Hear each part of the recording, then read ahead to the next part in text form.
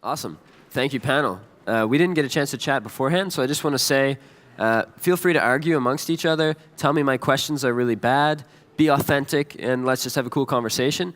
For me, this is about learning from you guys. You're the experts, so I'm going to pose some questions, and then you can discuss around those topics. And at any point, if somebody in the audience has a question, then just raise your hand, and we'll take it right in the middle. So, to kind of start the topic of how to make it easier to generate innovation in Europe, I thought it would be important to understand what innovation is, or what our North Star is that we're actually trying to achieve. How can we define, or what metric can we set that we're actually working towards when we say innovation? What is innovation? Who wants to start?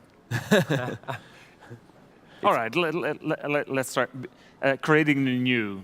Creating So in some perspectives, there are domains where there's really a lack of anything, or there are problems, pain points.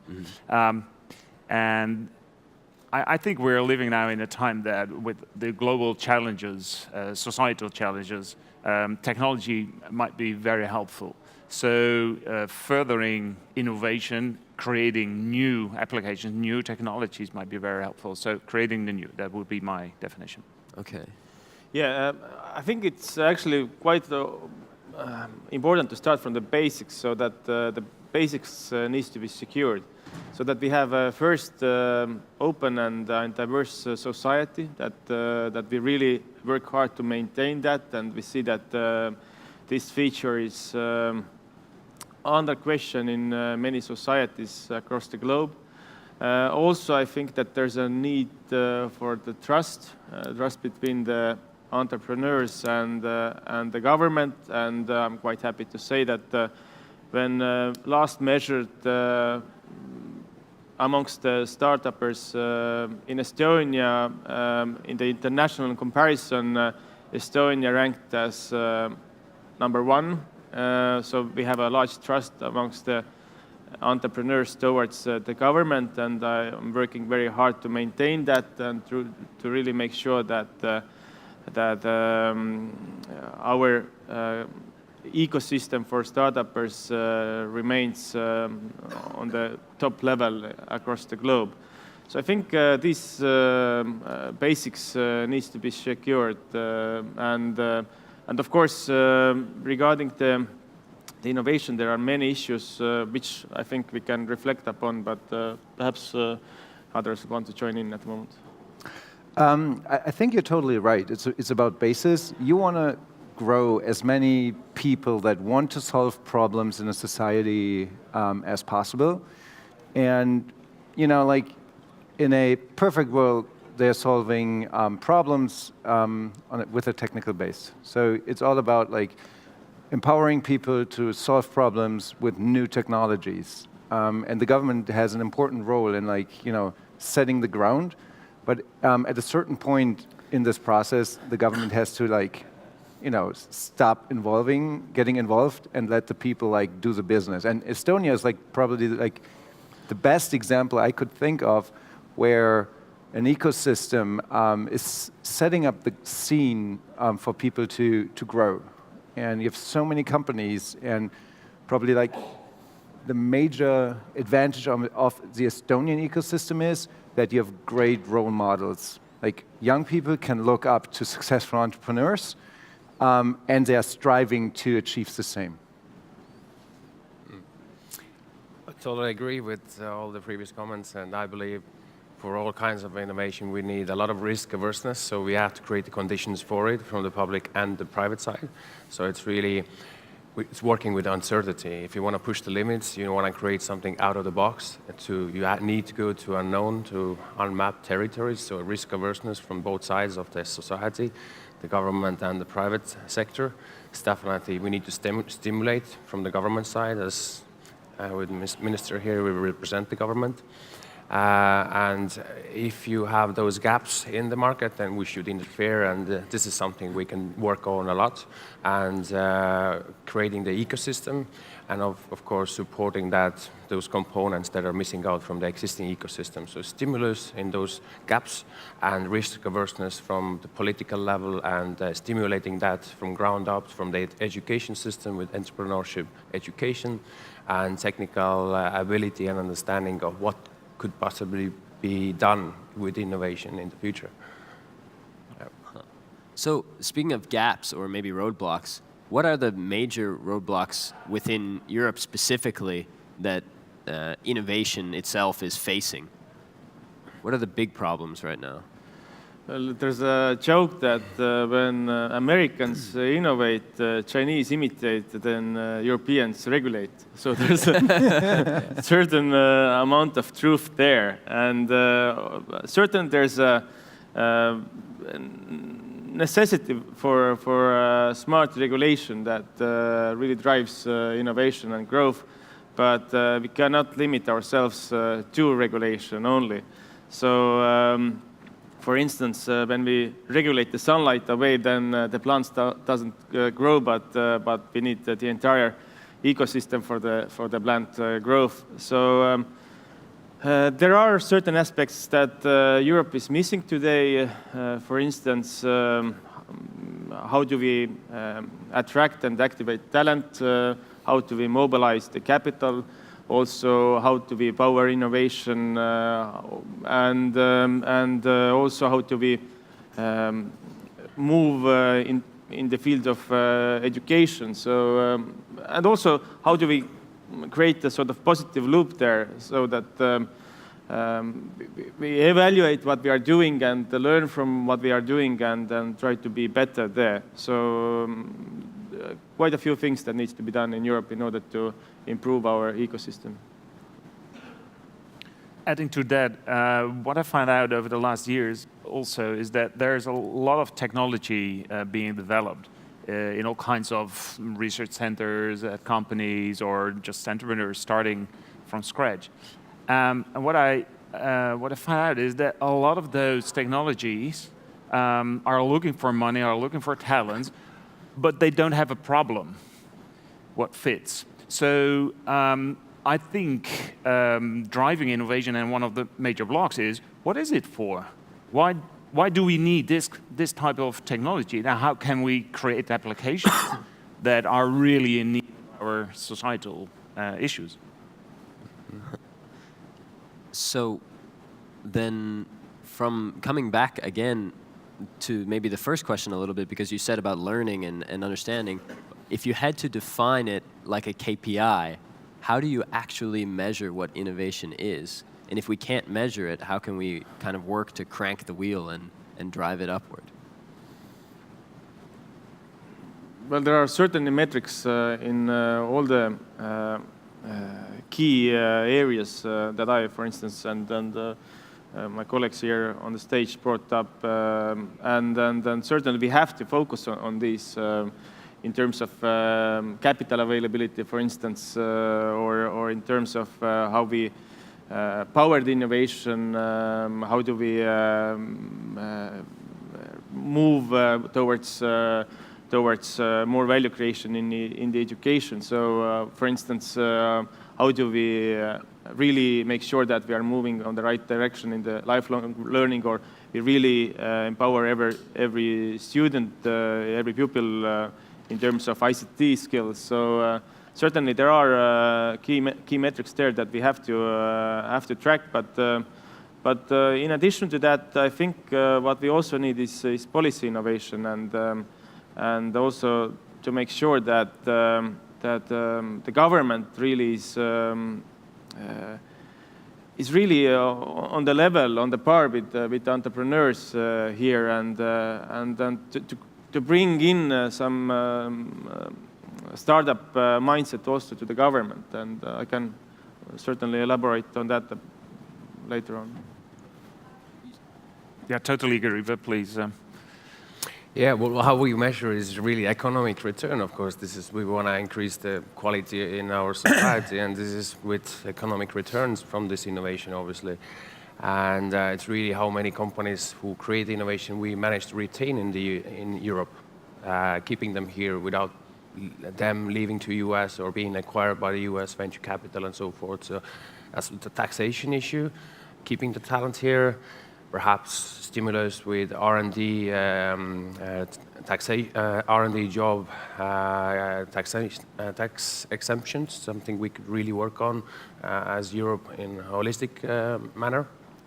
There's a lot of stimulus there, and of course, go-to-market strategy of how European companies make it to US market without actually not leaving Europe. So how to retain that there, that's the end result of those entrepreneurs who are looking after their shareholder value. So that's the core issue there, of course, and retaining those jobs and pulling in the talent globally from South America, from Asia, South Pacific, everywhere. With these tax exemptions, of course, that would stimulate a lot of that. And overall, those innovation centers, so focus on our core capabilities and increase this power. For example, like Estonia has very good say branding and reputation in cybersecurity, and we're now just establishing a first cybersecurity accelerator in Tallinn. We could create a much larger space around it. We have a lot of space available in northern Tallinn, for example. We have this Lift 99 is in Telliskivi area. We could actually expand this to all the empty area of the railways we have in the center of town. We could empty that and make that available for startups to increase in cybersecurity field. We could actually provide this land as a public-private partnership level and pull in all sorts of cybersecurity talent from around the world. We have NATO, and we have EU cybersecurity IT agencies not just next door to it. We have all the components there, and just little extra touch is needed there to make it bigger and just focus on our strength and just empower the entrepreneurs locally here and find a way to keep this R&D here and help them to make it to the world market so that it wouldn't leave Estonia, wouldn't leave Europe as a whole. I think what's important too is we talk a lot about people that are willing to solve problems, to empower those people, but who's actually helping these people in the first place?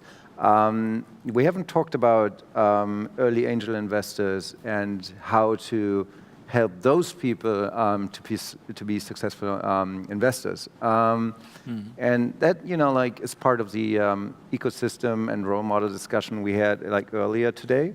People that have been successful entrepreneurs, they feel like they want to give something back to the community, to the entrepreneurial community, and they invest into startups. But how do you get other people to invest into startups and make good investment decisions on that level? Because that's the first guy on the ground that's not working at the company is probably the early stage investor. Mm-hmm. And I think it's important too, and it's not just a tax issue, but a cultural thing, that it is okay to invest in a startup, and that is all a discussion about the level of risk I want to accept, and specifically in Germany, the government tries to subsidize all the whole process, but the biggest problem is if people still think getting a job at a government body is the best to do at an early age. I think that is destroying everything. So it's talent going into the wrong direction. The people that pursue a government career from start are not going to be the people that invest in startups. Not saying that it's not important to have the best people in government, but we somehow have to find a good mix and accept that being in a startup is a good way, and people should trust their talent, that it's not a risk, even if the company fails. Yeah, I completely agree with this. There are people who try and fail, and people who fail to try. So let's have more people who try and fail, and really let's encourage also failure. So if we are looking at, for instance, the flagship program of the EU Horizon 2020 for the R&D, what we see that every project is a success, but this is complete rubbish. It's not possible. So we need to accept that large proportion of these projects fail, and what we have done in Estonia is, and there's a small part of my contribution as well, is that in terms of mobilizing the capital, we have created a number of VC funds where the government is a sort of key investor. So we provide the sort of anchor investment there, and then create public-private partnership where the fund is run by the private management and they attract additional capital. And by that we accept the failure, and but at the same time we are providing the certainty for the other investors to pull in the capital, and they see that the government is willing to take the risk, so then they are ready to do that as well. And for the small market as Estonia, with not so much history and in investing into startups and accepting the failure, I think this has been one of the instrumental changes. But that's a European problem, I think. You know, Yeah. like investing is not like private investments are not like a big thing in Europe, from my perspective. Not I might be wrong, but Conservative societies, in a way. Yeah. So let's change that, of course. So I'm curious, then a few things came up about what some Estonia, maybe for example, is doing well, such as cooperation, things that need to be done better, like cultural fit and education, and this kind of understanding that it's the safest thing maybe isn't always the best thing, and that you need to try and fail rather than fail to try. So I'm curious what initiatives or things are working, or what should we do more of to foster those kind of things? Well, I can start again. So Index Ventures has just recently assessed different ecosystems across the globe for different countries, and came up that Estonia ranks #1 for the attractiveness of startup ecosystem across the globe. And so there are certain things that Estonia has done which have been perhaps different from what the others are doing, and most certainly we shouldn't, of course, rest on this notion, but keep innovating. And I'm quite happy to say that there are many new initiatives that we are coming up in next few weeks, which help our entrepreneurs even further. There are a few things that have really worked well. For instance, startup visa for attracting the talent. So basically, for instance, when a founder comes up with an idea to recruit somebody, on Friday, on Monday, this person can work already in Estonia. And I think it's very, very important to really be open and be really attractive and not bureaucratic when you are trying to hire best people across the world. I mentioned already the way we are mobilizing the capital. Of course, we have great role models in Estonia, already 4 unicorns, which is a very big thing for a small nation. And from these companies, actually, new people are coming and establishing their new startups, and they get the contacts from there, and also they get experience from working these companies, and also quite often they get the capital also from there. So it's sort of self-learning and promoting system kind of as well. So well, come to Estonia if you want to enjoy the best ecosystem in the world. That's my suggestion. Yes, and to add on this, I think it's all about ecosystems and reaching out to other ecosystems, because it's not only here in Estonia or in France, around Paris, or there are lots of places throughout the world, and here in Europe we have some frameworks where we can make use of. Recently, I was at the World Economic Forum as one of the robotics experts, and there has been a study around 16,000 companies worldwide. What is the return on investment in digital? And what turned out as takeaways from this study is those who were open to build ecosystems, to tap into other ecosystems, were the most successful.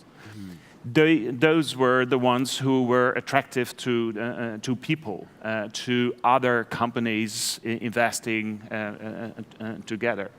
So actually, and this is something we experienced in the Netherlands over the last year by creating RoboValley, and there are other initiatives, but specifically for robotics, that it is really important to create ecosystems where there is a physical component as well. So helping people to come together, to have a makerspace where they can co-create and really test and fail and try again.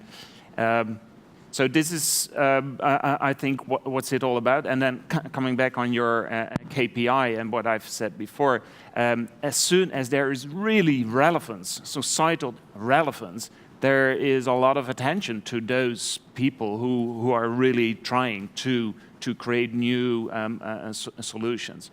So I think having the 17 Sustainable Development Goals being defined all around the globe, how can you translate those Sustainable Development Goals into your ecosystem and be helpful to contribute? I feel like if we want to discuss what we can do better, you mentioned regulation. Europeans love regulation, and regulation is important because what we do in regulation is we are protecting a consumer. We are protecting the individuals in our society. But I think, and that shouldn't be changed. But the way how to face innovation from a regulatory body perspective is super important. And that can be a significant upside if we change the way we look at regulation or innovation from a regulatory perspective. And I have one example, and maybe this might not be the best at Robotex because it has nothing to do with robotics. But like other industries are regulated as well, like financial services. So we all know Revolut, and so they set up operations in London. They have an e-money license in London. So Brexit brings a new opportunity, but they want to be a full-blown bank. And so if you think about, other banks go to Dublin, to Frankfurt, to Paris. No, they're going to acquire a banking license in, who knows, Lithuania. Like, why? Why would you do this, right? But it's a smart move. So I think the Lithuanian government understood really fast that this is an opportunity, because this is like the fastest growing bank-ish challenger bank globally at the moment. And from Revolut's perspective, this is great. They're going to be the biggest bank from a retail perspective in Lithuania. And if they would have set up operations in Germany, they would have been like probably number 100 or 200 on the rank. So I think there's a big opportunity, and maybe there's an application in robotics or self-driving cars. So how is the regulator going to face innovation, and how fast can we find a way to bring innovation in a safe way into the market? I think this is something we should really focus on in Europe. I totally agree with this. We as an agency, investment agency, we work closely to actually help government to find those ways to facilitate new technologies, new innovation, like Lithuania did. They just helped financial companies like Revolut to fast-track their way through the licenses and really look after the taxation and really show themselves as a confident, long-term strategic partner as a government to those businesses. So this is something we need to do here in Estonia as well. We're actually preparing the robotic law here. This is in the drafting phase. We have legislated sharing economy with Uber back in the day, so we were one of the first ones to do that. So our government is looking after a lot of those components, but there's so much more we can do. There's always some new stuff we can facilitate better, and we can target them by making those processes of entering our economy and then launching to the world markets from here smoother and faster, and give a strong long-term confidence from the government side that we want you here, we will look after you in the long term. This is something Europe can do a lot better. And Estonians are actually pushing the whole of EU to actually switch over to these electronic platforms on the government level, so we can actually interact with each other here across the borders better and faster. As our former minister said as well, that it's easier to move goods across the borders in EU than data. So when we talk about AI, to facilitate AI, it's all based on data. And if our systems, our information systems, all the way from business registries to car registers are not in an electronic mode, how can we actually progress in AI? How can we do this? This is something with ground-up level digitization is something, a core that we might lose a lot in the future to other economies. So we need to push this digitization and cross-border information exchange a lot faster than we're doing today. So this is what we're trying to achieve with Finland really fast across EU. So forget about AI, and if we can't get this right, I reckon. Totally agree. So I want to take the chance to take any really quick questions. Hi, hello. One quick question. In Israel, for example, a critical component of development of a startup ecosystem was the YOSMA program to help smart money actually coming from the US and Europe to go into Israel. And so was a question actually more to the Estonian people here, but open to anyone. But how in Estonia was the acquisition of capital, and especially smart money, coming from abroad was managed to go into the Estonia ecosystem? Right. Estonia, I think this year has managed to attract into startups per capita more funding than any other country in the world. And this has been growing year-on-year basis. And there are, of course, very attractive companies where to invest in Estonia, in our startup scene. It's not only Taxify or TransferWise, but there are 10, 15 other companies that are whose valuation is I think above 100 million, so I think it's one part of the reason is there. But as I mentioned, we are really working hard with the government as well to really make sure that there's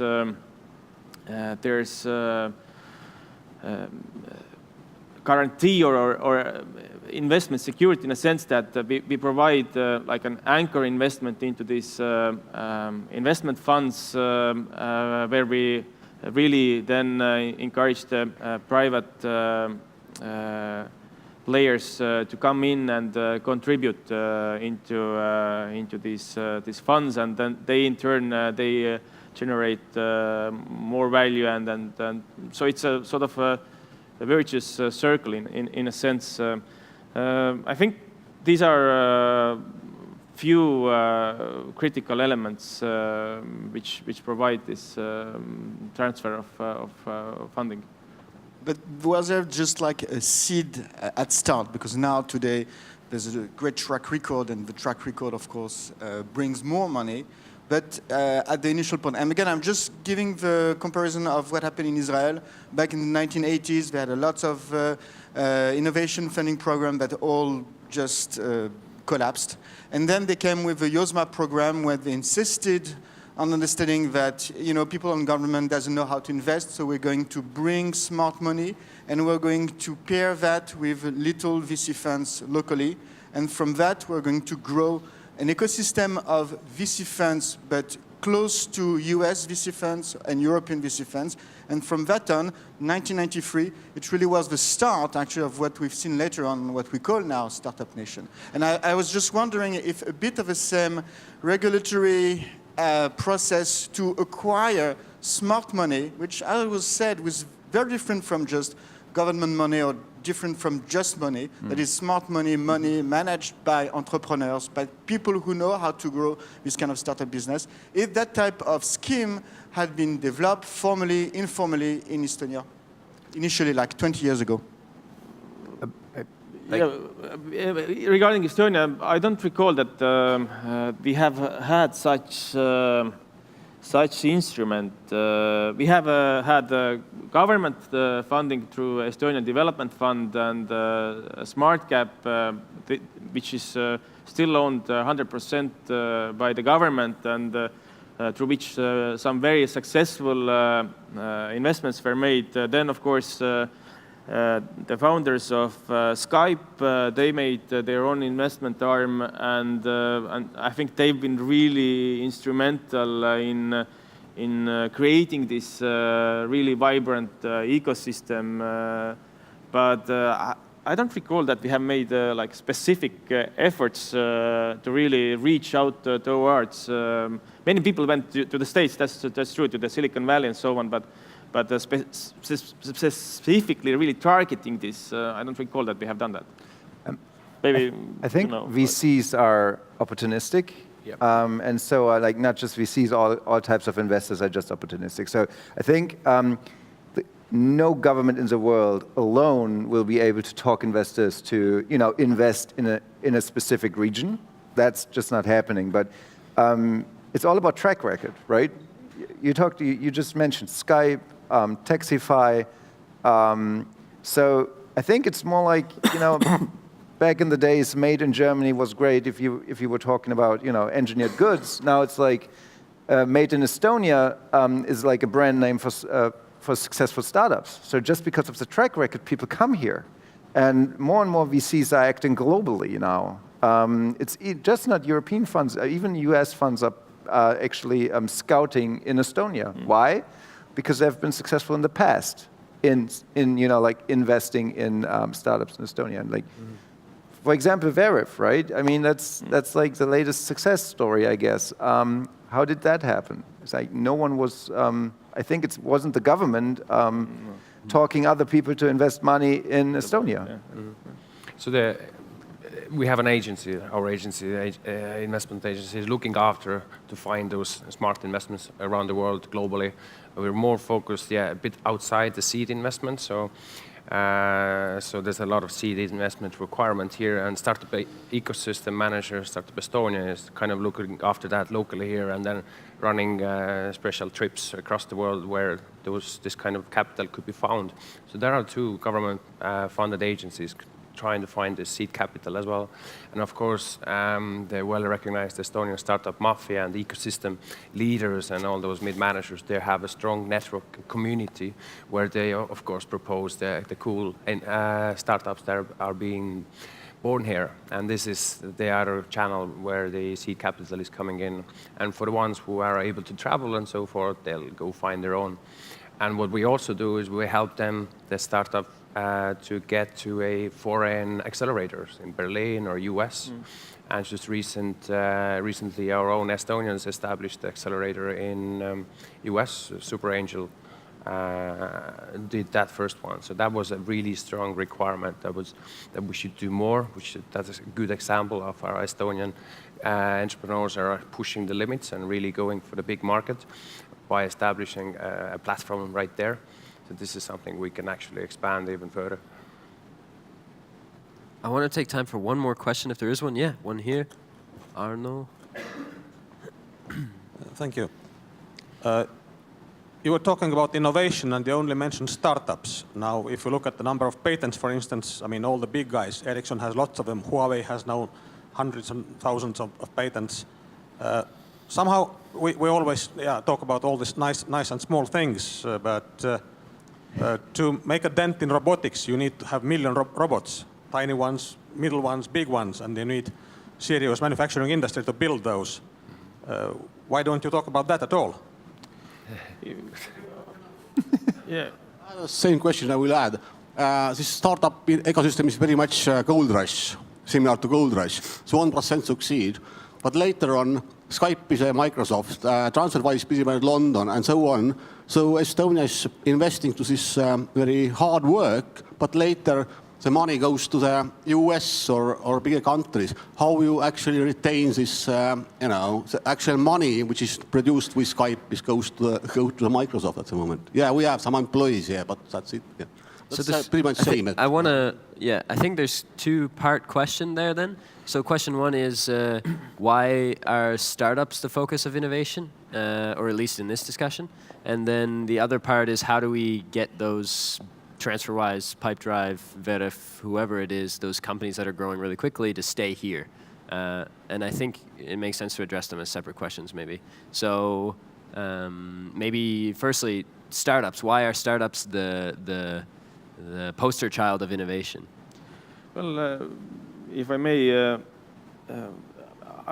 we're not, I think, I'm speaking, I think, on all behalf, that we are not sort of trying to challenge or trying to confront the traditional big companies versus startups. But we also have to acknowledge that innovation happens, or especially disruptive innovation happens on the edges.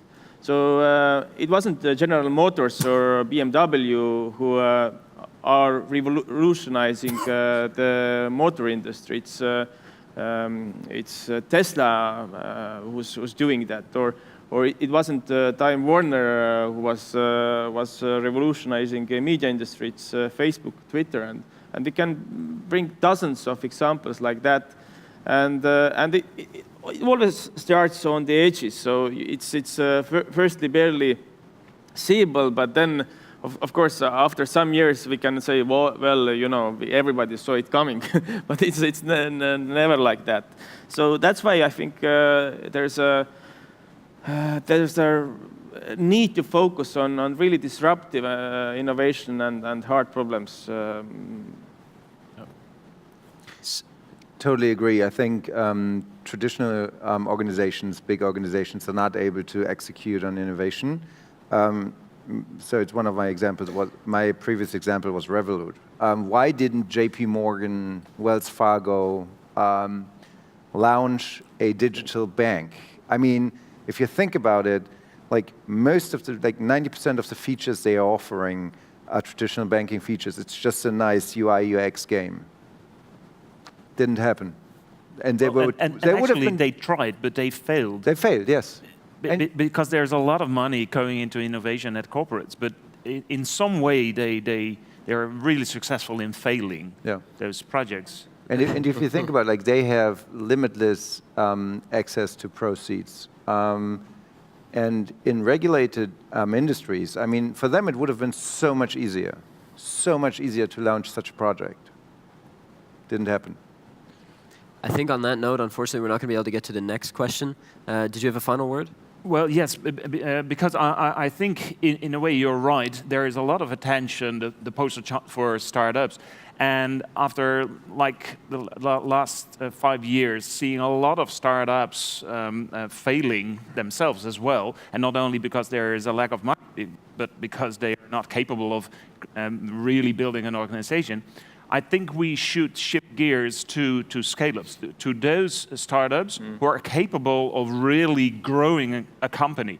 And what I've seen, some really nice examples over the last years, is those startups who are in the phase of scaling up and try to work together with a corporate, so that all the SOAR business is done by this corporate and the core business is done by this startup. Then they are really attractive for other money to come in, and then we can see really successful creations. And I think we should shift our focus to those startups and trying to bring them into ecosystem where corporates are joining those startups and really helping them to build their business. Awesome. And on that note, thank you so much, panelists. Thank you, audience.